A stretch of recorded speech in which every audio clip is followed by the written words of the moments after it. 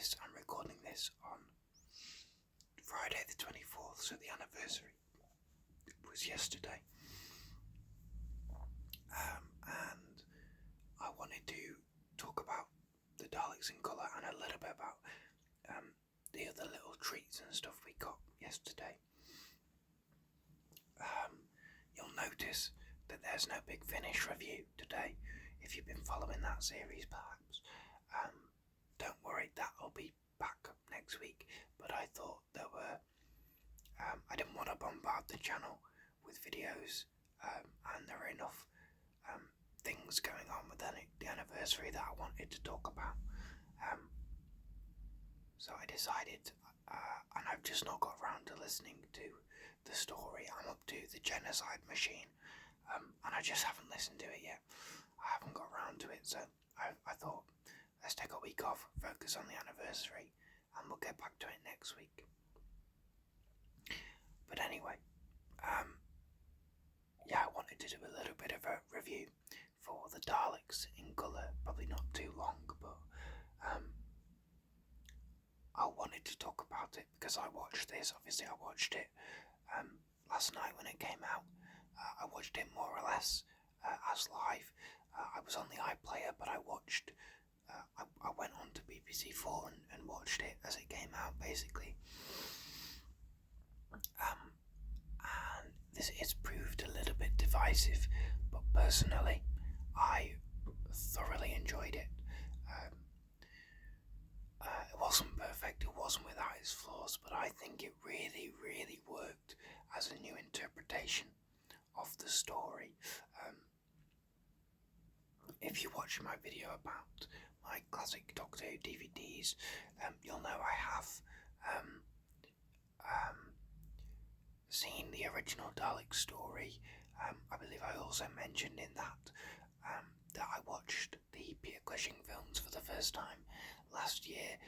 You'll also notice, if you look back on my old videos, I have the Target book. I have done a reading. So far, it's just the first chapter, but I do intend on continuing with that and reading the following chapters. I just haven't got around to it, but it's something I intend to do. I intend to continue with that. So, I'm very familiar with the story, and this new version is now the fourth different version of the story that I have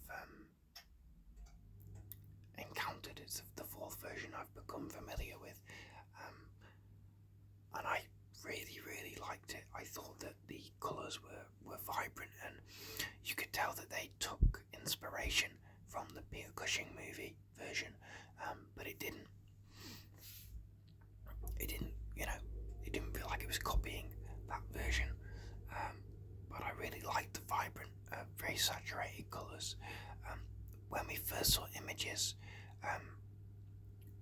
the first colorised images, I think I, along with a number of people, was a little bit taken aback by just how vibrant and saturated the colours were. But actually, I found I really liked that because it's a totally new version, and if you're gonna colour something from black and white, it's not trying to replace the original story. It's just a new interpretation. So yeah, go all out with the colours and the vibrancy of it.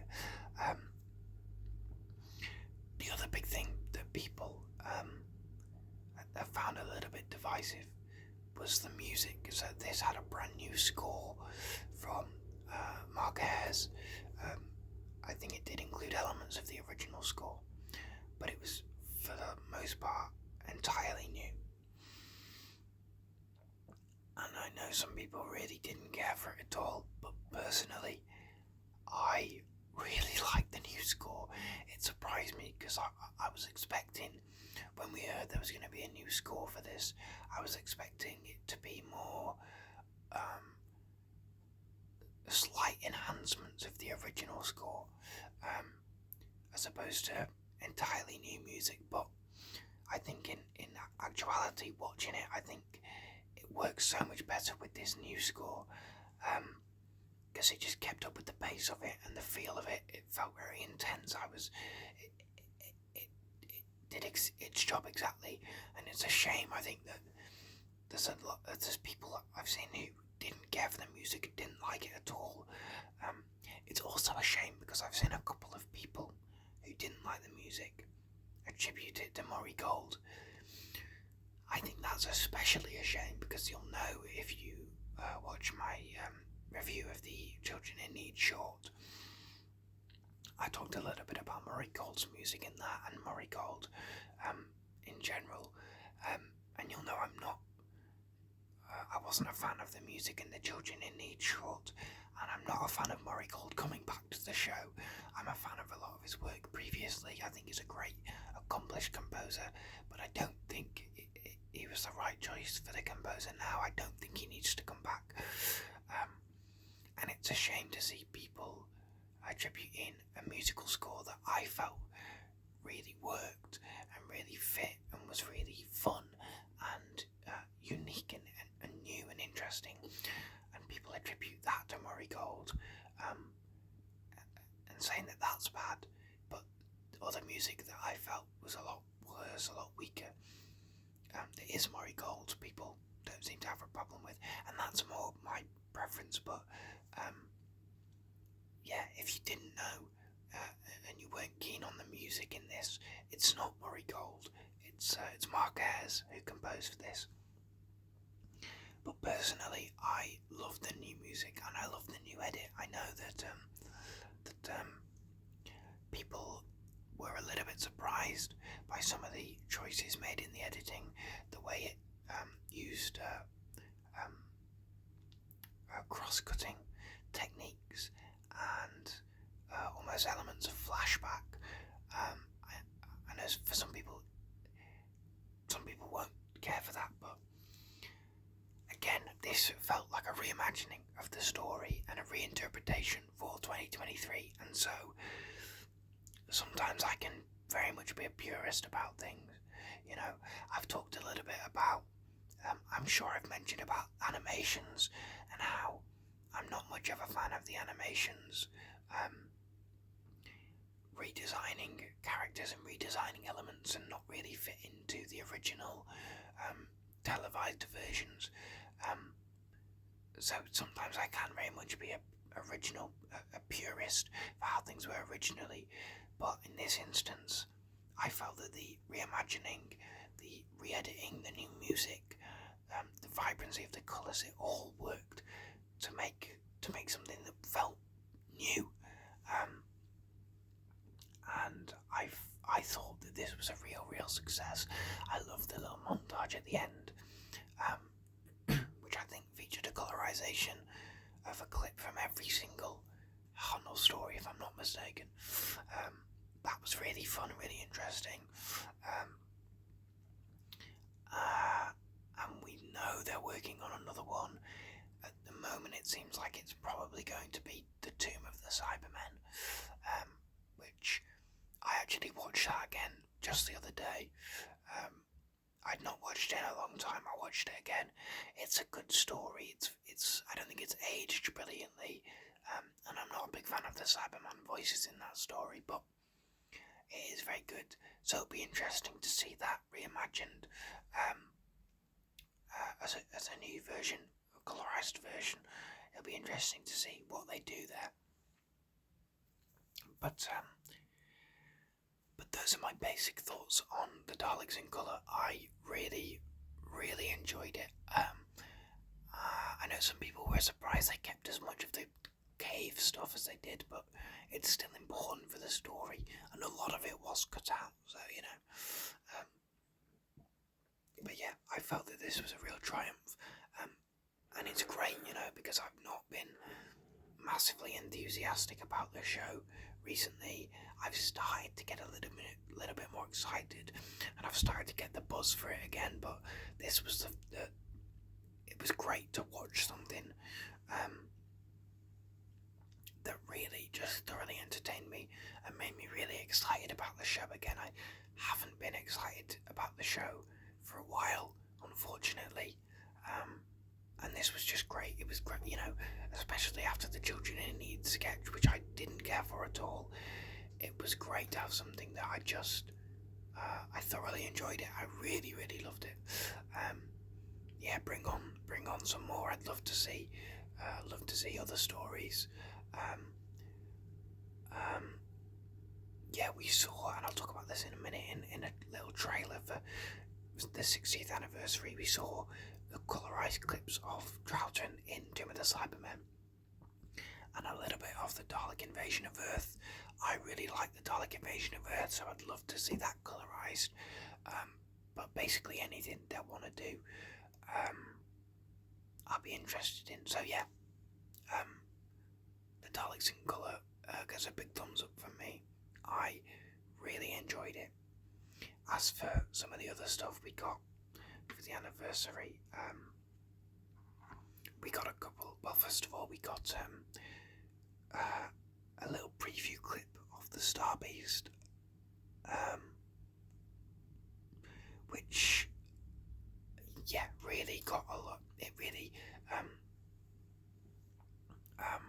conveyed the vibe of it being like a family, almost a Disney movie, which they described it as, and you really feel that in this clip. It's very E.T., obviously, and I thought that what we saw of the Meep was absolutely fantastic. I think not only does it look brilliant, it's a great molding, a great melding of a physical performer and digital enhancements, but it's a really great vocal performance from Miriam Margolyes. So I'm very much looking forward to seeing more of the Meep. I wasn't as keen on the stuff with Donna, unfortunately, in that clip. But overall, that was a positive. I liked that clip, and it was great to have a little preview. Yeah, bring on the Star Beast. And then we got a couple of little trailers. We got one thing that was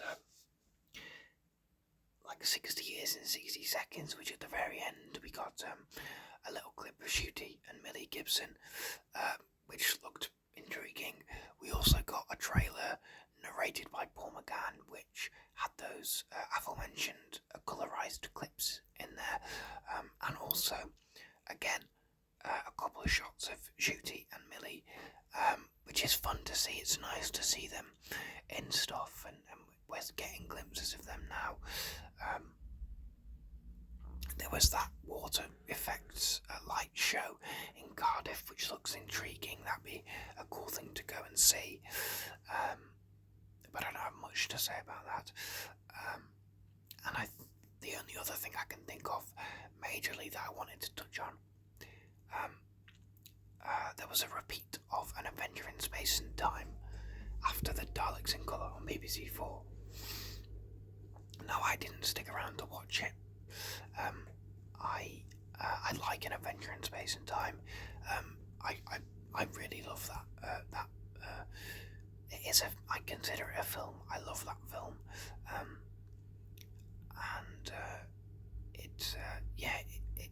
I think David Bradley's fantastic in it. It's probably the best thing Mark Gatiss has written for Doctor Who.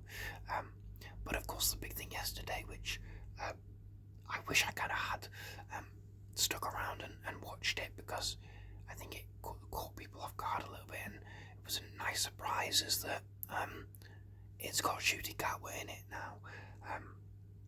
The moment at the end where William Hartnell is about to film his regeneration, and he looks up, and in the original version he sees Matt Smith stood at the TARDIS. But even, I'm sure Mark Gatiss has said that was filmed specifically in a way so they could swap out Matt Smith for the current Doctor, and that's exactly what they did. Shooty Gatwa is in there, and it's only a little bit, but I actually really liked it. It was a great indication, that little wink Shooty gives. I loved it, and it was just nice to see him there. It does seem like that costume, again, it's another slightly different variation on Shooty's costume. It's a different colour like t-shirt to the one we've seen in the filming. but it seems like that costume is going to be his main one. It's in a lot of the promotional material, with the orange leather jacket and the blue trousers and the trainers and the open shirt, which is interesting that that's not the outfit that he was first revealed with, but that seems to be his main one, because there's 2 different variations of that now. The thing with Shooty's costume variations, I don't love the fact that he has so many, and the fact that there doesn't seem to be a consistency. They're all a bit too different from each other, for me personally. I love when the Doctor doesn't wear the same thing all the time, but I like there to be a bit of a consistency between the outfits, and there doesn't seem to be that with Shooty, which I'm not massively keen on, but this little clip of him in An Adventure in Space and Time I really liked. And yeah, that was the anniversary. Pretty good overall, some fun little treats. I thought the Daleks in colour was a real success. It wasn't perfect. It had its flaws, some of the edits didn't quite work. Sometimes the music was a bit too loud and a bit almost obnoxious. Not obnoxious, but a little bit, too loud and a bit too bombastic, perhaps. But I think overall it was a real success, and I had a great Doctor Who day. So those are my thoughts on what we got on the Daleks in cover. And yeah, let me know what you thought. Like, subscribe, comment, all the YouTube things. Thank you very much for watching. Thank you for listening. I hope to see you again very soon for my first thoughts and reaction to the Star Beast. And yeah, I will see you all next time. Thank you, and goodbye.